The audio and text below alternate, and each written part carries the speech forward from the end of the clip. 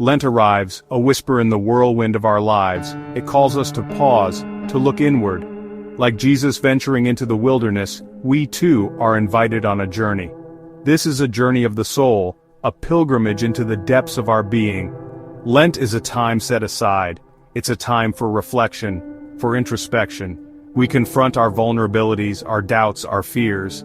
It is in this sacred space of vulnerability that we truly begin to heal and grow. Lent is a time of stripping away. We shed the superficial, the distractions that cloud our vision. We choose simplicity, embracing a quieter, more intentional way of living. In this stripping away, we create space for something new to emerge. This journey inward is not always easy. It demands courage, honesty, and a willingness to face the shadows within. But it is in the wilderness, in the depths of our being, that we discover our true selves. It is here that we encounter the divine. Central to the season of Lent is the powerful symbolism of rebirth. This echoes the transformative act of baptism, a symbolic death and resurrection with Christ. Just as we emerge from the waters of baptism renewed, Lent offers us a chance to cleanse ourselves, to start anew. Our faith, like any relationship, requires nurturing and renewal. Over time, our connection with God can become clouded by the busyness of life, by doubt, by pain. Lent invites us to return to the source, to deepen our relationship with the divine. This process of renewal begins with honest self-reflection. We examine our lives, our actions, our thoughts. We ask for forgiveness for the times we have fallen short, for the times we have strayed from our values. This is not a time for self-condemnation, but rather an opportunity for growth.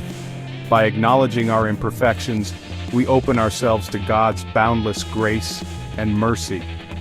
This is the essence of repentance, a turning back, a homecoming to the heart of God. Repentance and sacrifice are cornerstones of the Lenten journey. These practices, often misunderstood, are not about punishment but about liberation. They are about letting go of what binds us, what separates us from God and from our true selves. When we speak of sacrifice during Lent, we are not talking about grand gestures. It is about making small conscious choices to simplify our lives, to detach from material possessions, unhealthy habits, or negative thoughts. Each act of sacrifice, no matter how small, creates space within. It is in this space that we begin to hear God's whisper, to feel the warmth of His presence. This letting go is not about deprivation. It's about making room for something greater. True freedom comes from surrendering to God's will. It is in letting go of our need for control that we find peace, joy, and a deeper connection to the divine. This surrender is an act of trust, a leap of faith into the unknown, knowing that we are held and loved unconditionally.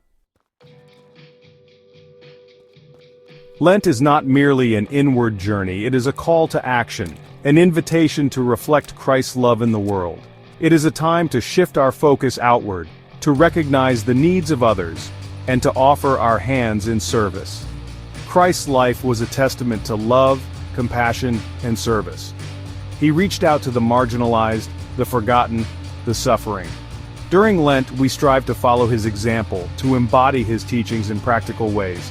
This might involve volunteering our time at a local charity, donating to those in need, or simply offering a listening ear to someone who is struggling.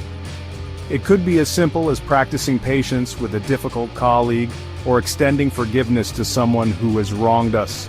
Every act of kindness, every gesture of love, no matter how small, ripples outwards, touching the lives of others. By embodying Christ's love in our daily lives, we become instruments of healing, hope, and transformation in the world.